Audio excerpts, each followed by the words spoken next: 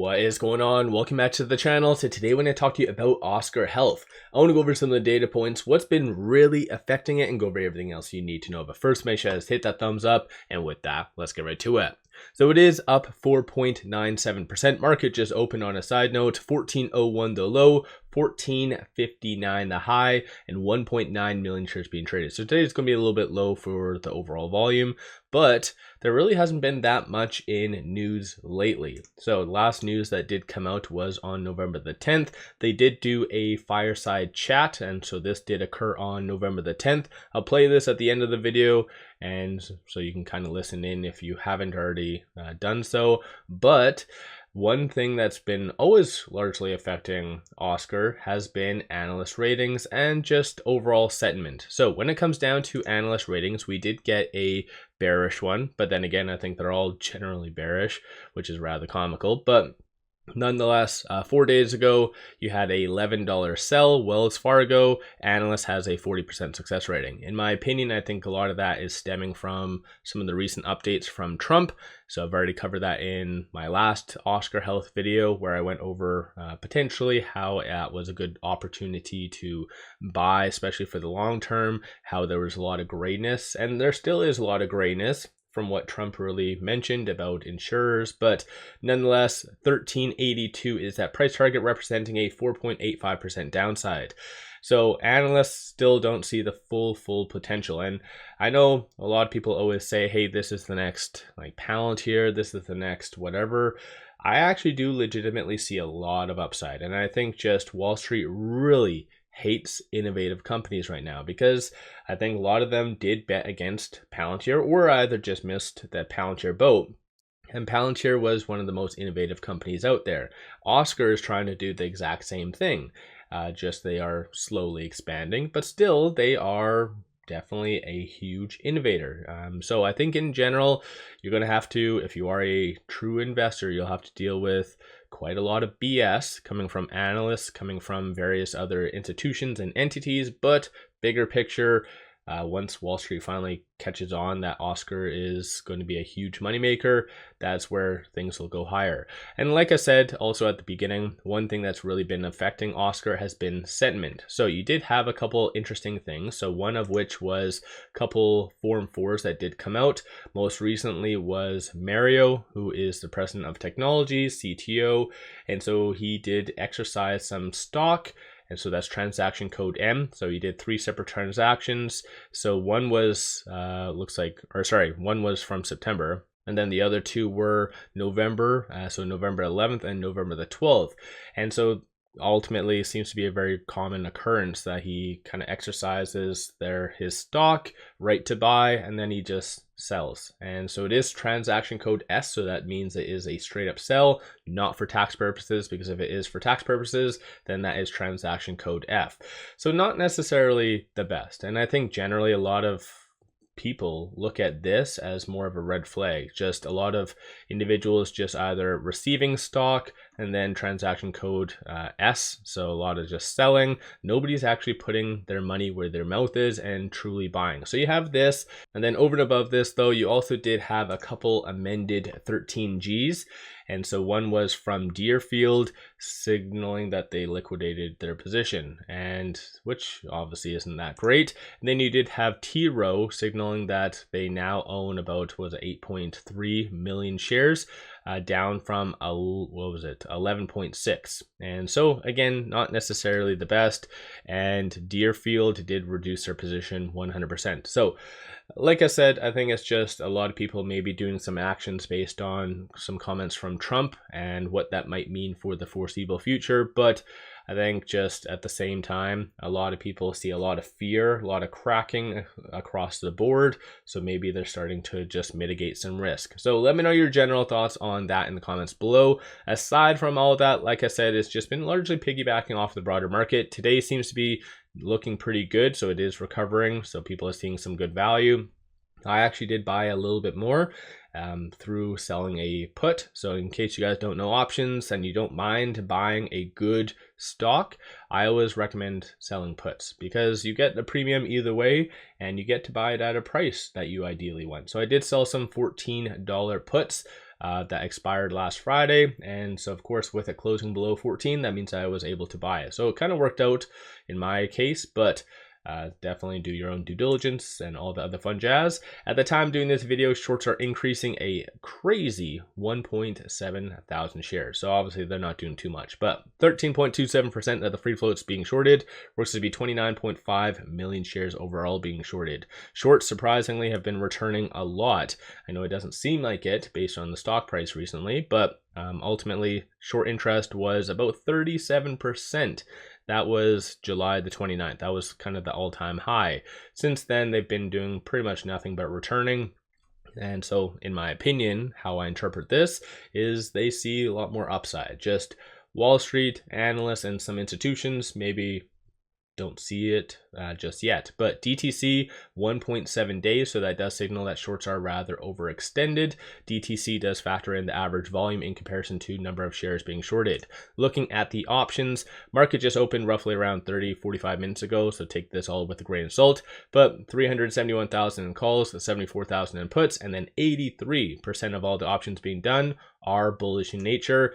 And it looks like the bulls are feeling that about 1450 to 1550 is on the table. Bears are anticipating for it to be, there's not really much data here, but they're anticipating for it to be sub 14. These are some of the transactions so far occurring on the secondary market, so nothing crazy right now. And then these are some of the transactions occurring on the dark pool. So a couple of transactions. So dark pool is often enough used by shorts as well as hedge funds. So the fact that shorts aren't doing anything, it is fair to assume that hedge funds are kind of the culprits why OSCR Health is going higher. So they are buying OSCR up, and this is why I kind of find it comical that a lot of people freak out over these 13 Gs. So these amended 13 Gs signaling that institutions are selling.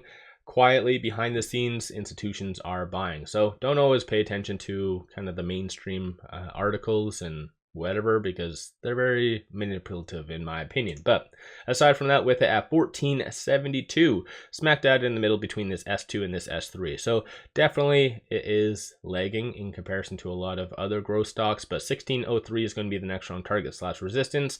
Then 1368 is going to be the next strong support. Kind of bounce off of that general area. So I think as well today, one reason why it's moving higher is based on the technicals. On the actual chart, regrettably, it is below all the key pivotal moving averages that generally I like to look at. So the 50, 100, and 200, as well as the 10. So I think it is extremely overdone, and you can see that from the stochastic RSI that it is just very oversold. And that's one thing as well. I don't know if I'm just kind of betting on the underdog or something, but a lot of people really seem to hate OSCR, which I think is a little bit more of a good reason to buy, because again, psychologically, whenever everyone hates it, it kind of gives it a significant value because everyone seems to be selling it. And the fact that it went from 2380 on October the 7th to where it is now, that is just insane. So anyone out there saying that this doesn't have value right now, just they're absolutely insane. But aside from that though, you do see some good willing buyers up until roughly around that 1370, so kind of matches with that good support level. And aside from that, all OSCR does need is that nice gentle push to about that 1540, and then you could see this gap get filled. So you could see it instantly pop up to that 1620 very, very fast. So let me know your general thoughts on OSCR. So as I've mentioned many times in the past, and probably in the future I will bring up again, analysts hate it and largely Wall Street hates it. But if you do see a lot of good potential, you want another equivalent, somewhat Palantir type style investment, then half at it. But any Palantir investor will tell you that they've been through the ropes lately, like 2024, 2025, things have been good for them. But prior to that, they were kind of digging through the mud, like it was crap. So I think OSCR Health is in that equivalent type of style right now in that scenario. So you just have to deal with a little bit more crap, and then bigger picture, this is where you could see some substantial gains. But that's just my viewpoint. You guys do whatever floats your boat. One final thing, if you are looking for some solid buy signals on stocks, options, crypto, pop over to my Patreon and put out daily day trades, numerous swing trades. Worthwhile to pop over there and check that out. With all that said, appreciate all of you watching. Thanks everyone for joining us. Here we have OSCR Health CFO Scott Blackley, who's joining me on stage. So I guess we'll kind of jump in before we talk about the other big things that have happened. But we'll start with just your third quarter results. We obviously kind of saw what happened, but I guess, on the weekly data, it impacted your 3Q results. Assuming it remained stable from here on out, given it was off, did you make any changes in how you were weighting the updated data for the remainder of the year? And on the flip side of this, you did say the FTR and other program integrity measures were not factored into it. So this theoretically could be a positive, as you indicated. Those members tend to carry higher risk. Any color and thoughts on that? Yeah, in terms of the estimate, our full year guidance assumed that we don't see any further decay in market morbidity in 2025. At this point, my best information about market morbidity is the most recent information, which is what we've got. We use that. We then roll that forward throughout the year with expectations for how much we in the industry, how many charts we collect, what's the impact of that on risk scores. So it's a pretty dynamic calculation, but the inputs were based on the second quarter weekly results. And as you talked about, there's always puts and takes, particularly at this time of year, that could impact the market risk scores. And on the one hand, we did talk about the fact that at least in the data that we've specifically seen for our members, the members who lost their subsidies and left us, who had an FTR issue or were identified by CMS to be dually enrolled, they did have higher risk scores. So them leaving the ACA would be a good thing if everyone saw those. It's not really a big population, though. I would point out that in the end, after we got the files from CMS, for us, less than 2% of our book, but does have a modest tailwind effect. On the flip side, I'd read other people's transcripts and did see at least a few carriers that talked about increased utilization pressure. We built in already into our expectations that we would see a fourth quarter increase in utilization. So that's also built into our estimates. So at this point, fingers crossed, but that we based our guidance on everything we know at this point. Okay. Just on the utilization that you and your peers have kind of been seeing, at least as it relates to you, you said it was trending down and actually stabilized for your book of business. And it is elevated, but it doesn't sound like you're seeing what the peers are seeing. What do you think is kind of the dynamic of why that would be? That is a great question, and I scratch my head over that as to, why do people who have similar businesses sometimes have, quite different experiences? I think partly that could be on your footprint and where you're seeing it. We have, not all of our market performs the same. We've got some states that are having much, more challenging times and other states that are performing really well. So it could just be mix, that is driving that.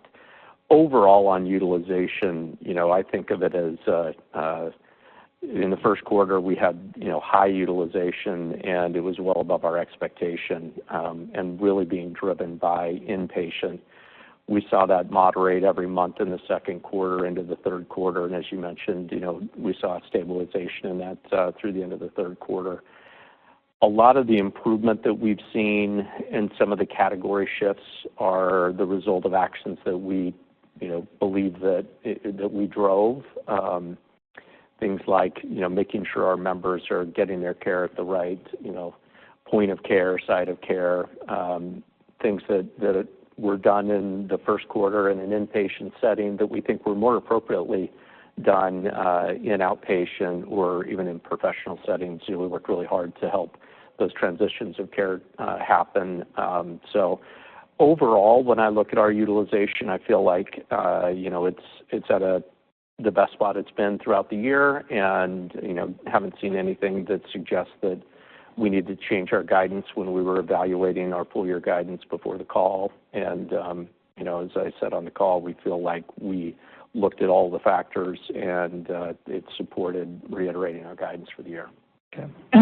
Just on the kind of total cost of care initiatives that you're kind of talking to, what exactly are you kind of doing there? Is it just intervening earlier with your members, redirecting them to cheaper areas of care, and then is the drop in utilization just, settling down at this point where the market's just utilized a little bit and we're kind of here where we are? Well, it's some of all those things. So the total effect on MLR for the year, part of that is, as I talked about, transitioning sites of care, which is proactive efforts on our part, both working with the providers and health systems. And so those are active, engagement as we see something coming through for a procedure, helping, the member know here's a better choice of and more effective cost of care for you, and then talking with the physicians to make those transitions. So that's part of our playbook. More broadly, working on fraud, waste, and abuse, on overpayment, on all of the things that I think are blocking and tackling in this industry. And, I think we've just continued to improve our ground game on all those measures as we've gone throughout the year, which has been a tailwind to total utilization. Okay, great. So rates have been officially released year-over-year basis. I think you said you're around 28%. And from our perspective, the average premium dollar didn't seem to look too far off from peers, and you're lowest cost in 30% of your counties. So how do you feel about your relative position and kind of how enrollment could theoretically shake out? Yeah, well, I think you hit on probably the most important thing there. If you look at dollar premiums, year-over-year prices, you got to know the starting point. So our 28% increase might not be directly comparable to something you're seeing from a peer. But when I look at the dollars of where prices landed for 26, I would characterize the market as being really rational. There's a group of competitors that I think all have similar price positions. Obviously, we got more competitive this year. We basically went from, in 2025, we were the lowest or second lowest in 15% of our markets in silver. This year we're at 30, so we are more competitive. We've seen some of our biggest competitors who've either stayed similar or who've come down. But what I take comfort from is we are all priced in a fairly narrow band when I look at the overall. It's a market by market story, of course. So in every individual market, you might see slightly different competitive dynamics. I would kind of describe pricing as there's a group of companies, some public, some not-for-profits, that are all kind of in a reasonable band that look to be, trying to get market share and achieve their target margins. There's another group of companies that, look to be trying to defend their position, not interested in growing their books, looking to shrink their books. And so, I feel like we've got a really good competitive position in pricing. It gives us the opportunity to grow our share in the marketplace. And based on the pricing work that we have done, which I'm happy to talk about, what we considered in pricing, we think we've got a great opportunity to both grow share and, deliver profitability and meaningful margin next year. Okay, and then we'll get to the pricing, which is, can you talk about the rate development process and how your landing zone for your prices within the construct of growth versus margin, particularly in this coming year, because obviously Right. It's very uncertain. I would say we spent probably twice as much time on building pricing this year as we've done in my history at the company. We measured each individual component of pricing, specifically. We started with what we observed as trend in 2025. We then added on what is the impact of the market morbidity movements that we had seen in 2025. We measured the impact of a potentially smaller market next year as a result of the enhanced subsidies expiring. We separately measured that. Then we considered some of the program integrity measures that are currently stayed but might come back in at some point next year. We separately measured those, assuming that they were in place for the year. And then we, built those all, added those all up, and then we added actually a buffer for margin on top of that. So I would say, in terms of our framework, we believe we were as conservative as we could be within kind of the guidelines that we have in discussing those pricing regimes with regulators and the actuarial values that we need to create in the plans. So, really a very thorough modeling exercise. a lot of the presumptions that we had or assumptions that we had about 26 market morbidity were built on our historical experience and data, right? We do have a pretty lengthy history in this marketplace, and so we were able to look at markets where we had changed our pricing and we could see the behavior of how many of our members transitioned out of that market, and this was where we and some other competitors had changed our market pricing in those markets. So we had some data to see how people responded to, significant price changes. We do think there's a portion of the market that will not be able to afford the premium and will likely leave the marketplace next year. And our estimate for the marketplace is that it will contract by 20 to 30% next year, and most of that is, on the back of individuals that can no longer afford the premium and will leave the marketplace. And that assumes that enhanced subsidies were allowed to sunset and expired. Yep. Okay.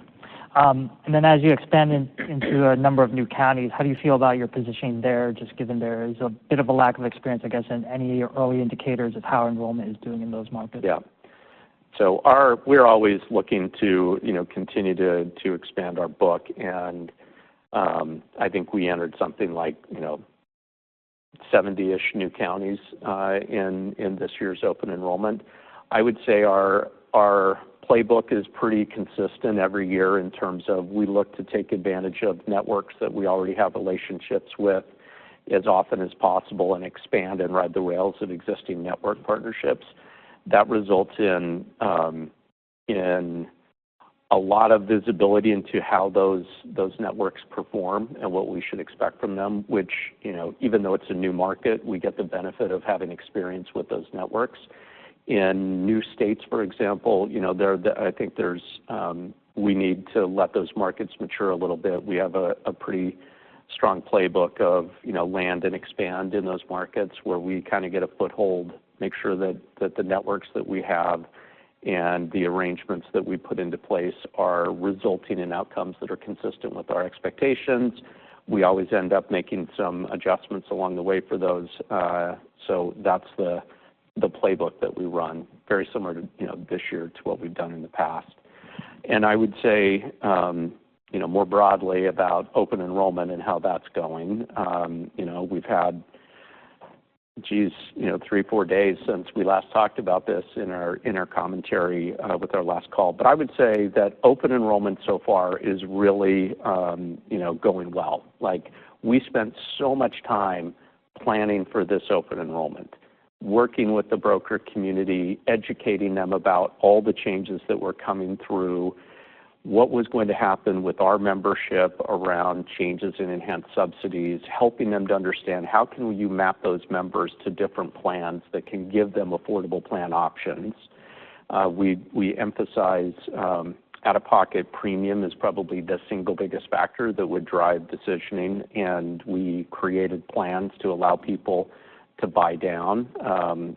We feel like we were extremely creative in our plan designs and what we put into the market. So thus far, we've been really incredibly pleased with what we've seen at this point in enrollment, seeing kind of the structures that we put into the market seem to be really getting traction. Obviously still very early, but so far really, really strong outcomes. Okay. I guess just building on that a little bit, is it kind of retention that you're seeing that's, much better than kind of, or to your words, coming in very strong, et cetera? And then are you seeing members downgrade into cheaper products at this point, or is it still too early from that perspective? I would say we had planned that we would have, retention this year would be historically low compared to, let's say, the last couple of years where we had really, really high levels of retention. And that was because we had assumed that with the loss of subsidies that we would see attrition at a higher level than what we had historically seen. At this point, I think it is too early to say if some of the early retention stats are going to be indicative of the full OE. I would say that the plan designs that we put into place, our expectation about where we see people moving, have been really successful. So we are excited about our opportunity to again pick up market share. Feel like we did, really disciplined pricing. So the combination of, great products, great pricing, and, some new markets, we think there's a real great opportunity for us to both pick up share and to, improve profitability. Okay. My next batch of questions was focused on the enhanced subsidies, so maybe a little stale at this point, just given the events over the weekend. But, given the uncertainty of the enhanced subsidies, if there was an extension, which may be a lower probability than it was, 24 hours ago, what may be included in any extension from your perspective? Any adjustments that they can do, and then can you frame out the upside that you theoretically have, and then on the downside, what's the risk that perhaps none of us are necessarily thinking about? Yeah. Well, I was super pleased last night flying in to see all these things changing last night and into this morning. You can imagine it's always fun to be the first person from your company to talk post a big change like that. But I would say that it's pretty clear that we won't get enhanced subsidies with the extension of the budget. I still think there's room for hope and optimism that you could see something, as we get into December, that there's still room for negotiation and for some benefits to be, put into place. We continue to think that this should be a bipartisan issue. Like there's millions of people who are hardworking Americans that are impacted by, an inability to afford the premiums. And when you have subsidies in the marketplace and you take them away, that's a big transition for a lot of families in this country. So we think there's a lot of, real strong reasons to figure out solutions. I did see some of President Trump's texts about, alternatives that he might propose. And, I think our general point of view is anything that we can do to help, the American families, afford health care is something that we should support. And we'll work with the administration on how, we could potentially make that, as feasible as possible. But again, we're excited about the potential to see something get done. Obviously less clear as to how that might happen now, and so to speculate what it might look like, I think is premature given the developments we've seen thus far. But I'll just reiterate that OSCR has been planning to run this 2026 with no enhanced subsidies. It's been kind of our playbook since well into early last year. So we're ready for the market as assuming that those subsidies go away, and we think we've got great opportunities even if the subsidies don't get extended. Okay. Kind of keeping on the idea that if they are extended to any extent possible, there's been talk of possible clawbacks from the industry side, but that hasn't necessarily come from the government side of the world. If there was an extension, kind of what's your perspective, and have you heard anything from the government side in relation to this? Look, if there were if subsidies got extended, we did build into pricing that there would be an adverse impact to market morbidity from a loss of the enhanced subsidies. So there's a potential that we might end up with margins that are above what are allowed for by regulation. We think there's already market mechanisms to deal with that. There's a rebate calculation that if your margins, you have an MLR that's too low, you've got to return that premium back to members. So our point of view is that this market is best served by stability. We think that allowing the market mechanisms that are already in place to return those premiums to members, seems like the best way to approach this. But if that wasn't what the regulators and politics angles want to do, then our primary feedback to the regulators has been don't make a change mid-year that the industry hasn't been able to build into its pricing expectations. That creates just more of these cycles of surprise and then repricing. And so we've suggested that we need to put these changes in advance of pricing, And so either, make changes for 27 or in advance of any kind of SEP period for 2026, allow us to actually reprice the book and create the actuarial, estimates that are underlying all of our pricing and to reprice. So, we still think the best course of action would be just to let the rebates carry the load. But if that's not the case, then let the industry reprice and put something out there that has high fidelity. Okay. And then, any thoughts or idea of some of the members who effectively said that they couldn't afford, the exchange products without the enhanced subsidies, are they effectively gone permanently at this point from your perspective? I know you mentioned, the 20 to 30% decline will largely be borne by, those members. Yeah. Perspective on that.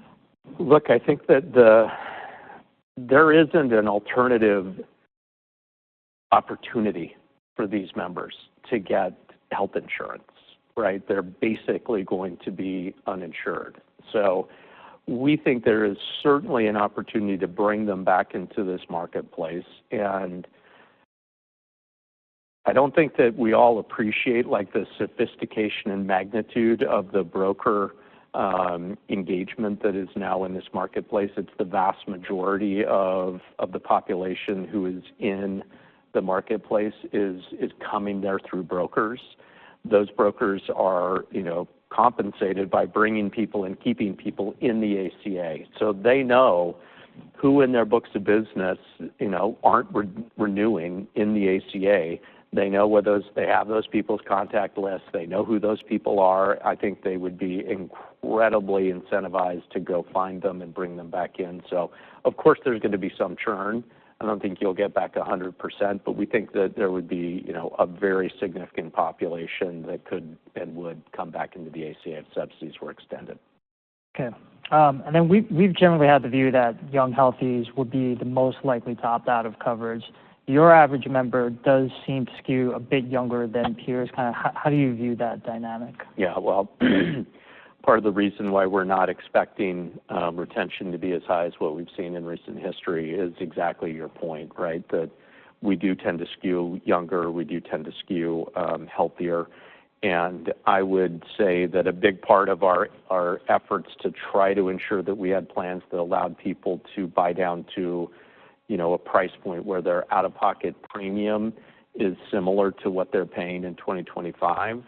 I think that means that they're likely to have higher deductibles, higher out-of-pockets, higher co-insurance, and so it does create more of a burden on a family who ends up needing to have any type of health insurance coverage. So, that's probably not a great thing for the long-term health of these members, but we do think it's important that they have access and have insurance coverage. And so we did build many plans that would allow them to basically buy down and retain their coverage. So we do think that would mitigate to a degree, but there are clearly still a cohort of lives that are in this marketplace who are just not going to be able to afford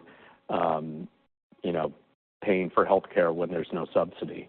And as Mark talked about in his commentary in our call, these are the people who support this country, doing the jobs of farmers and construction and Uber drivers and the waiters and, all the gig economy folks. And we need those people to have the same opportunity to get health insurance as the rest of us. It's, this is not a market that I think is optional at this point. There's just too many people who need and rely on the ACA. And so, we continue to believe this is the market for the future.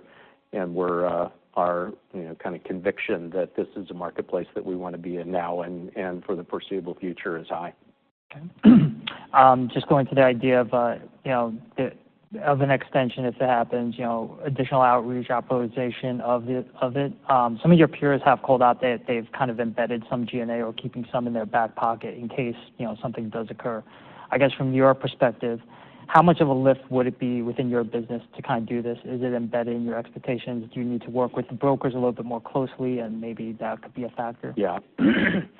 I think our existing cost structure could absorb a range of membership outcomes without having to make, significant investment. There's obviously a point where we would have to bring in more resources to support, particularly kind of the onboarding and the first couple months of, post open enrollment. So we've assumed a certain cost structure given some membership projections. If we saw something above that, that's where we could potentially see some pressure in the back half of this. I guess we're almost at the end of 25, but really before the end of this year and into the first part of next year, I would view that as a plus, an upside opportunity, because we are confident in our pricing.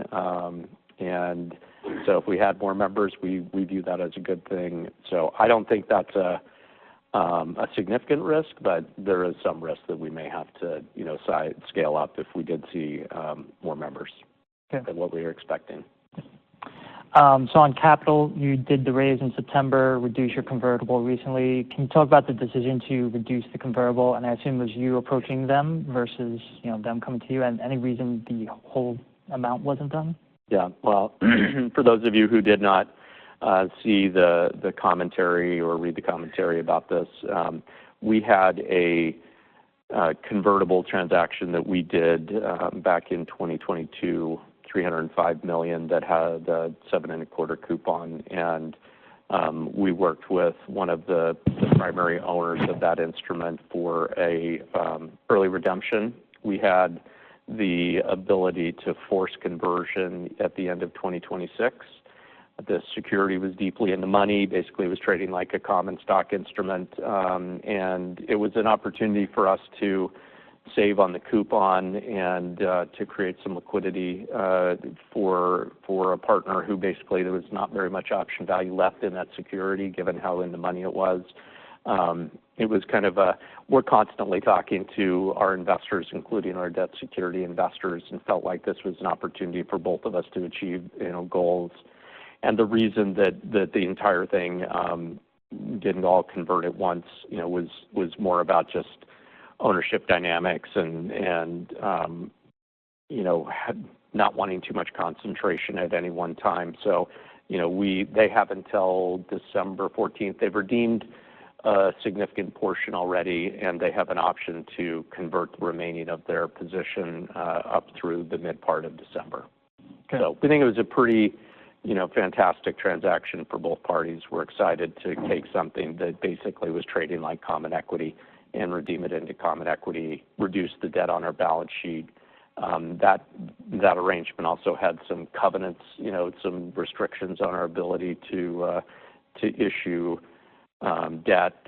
We paid them some money in order to get our convert done that we did in October. So not having it in, those covenants basically have been removed with the conversion that we've done. So we feel like it just really cleaned up the balance sheet and improved the financial performance of the company.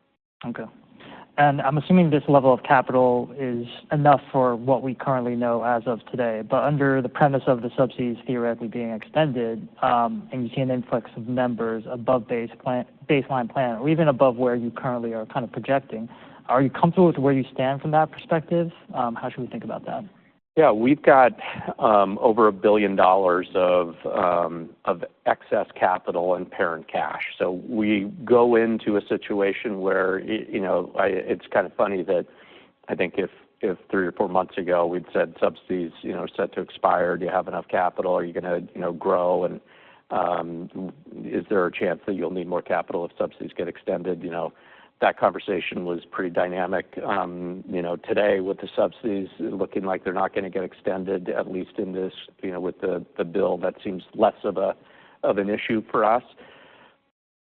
But we have always tried to run the balance sheet to try to position us for both upside and downside exposure. Felt like we had enough opportunity for growth in 2026. Both with and without the subsidies, that rehydrating our balance sheet after the losses that we were seeing in 25 just made sense. I'm really comfortable that we've got, a really strong capital surplus at the moment that gives us the ability to absorb a lot of growth. There's obviously a point where you just don't have the capacity for endless growth in a business that requires you to post capital before you earn any money. But the other thing I would just say is that I remind people that we do use quota share. It is they basically, those quota share arrangements, our quota share partner posts, their portion of capital, and it's a little bit more than half of our book is covered by quota share. So they are covering a significant amount of capital, and if we grew, they would continue to post a portion. So that reduces the burden on us. We do pay them for that rented capital, but we feel well positioned. We think that there's certainly in the scenarios that we're projecting that we'll have adequate capital, but there are certainly points where if we really grew significantly, if something happened that allowed that to occur, we may need to look at additional fundraising, which we think we would have ready access to. Okay. I'll just ask if anyone has any questions, just raise your hand, but I'll continue on here. Just on ICHRA, this is an opportunity that you continue to focus on, and one of your larger peers has also placed a pretty big emphasis on. On the other hand, there are others that believe ICHRAs are just not viable, even if they have their own exchange product offering. What's your perspective on this? I think that the naysayers on ICHRA probably have commercial and group plans that they're protecting. That's kind of the friction point of ICHRA, because we think there's a huge opportunity to move, small, mid-sized, and even large companies into ICHRA over time. Our focus is really to create more awareness of what these products can be and to try to grow the TAM as much as even building a direct business for us. We're having a lot of really encouraging conversations. Our pipeline of potential, ICHRA, both customers as well as people that want to partner with us, like the Hy-Vee relationship that we just launched in Des Moines, Iowa this year, right? We've got a lot of people in the pipeline for us that we're working with. So I think this is a marketplace that may take more time to mature than maybe we thought, but it's as like a CFO, I look at the mechanics of why and how you do this, and it's so obvious to me. Like, there's just really no reason for a company to be responsible for making the decisions about what providers we all have access to. And if you can provide your employees with, a plan that lets them choose the network they want and allows them to basically maintain that network or go to a new network without the employer intervening, and it's cheaper for the employer, like, why isn't this a home run? It's really a head scratcher to me as to why we're not seeing more adoption.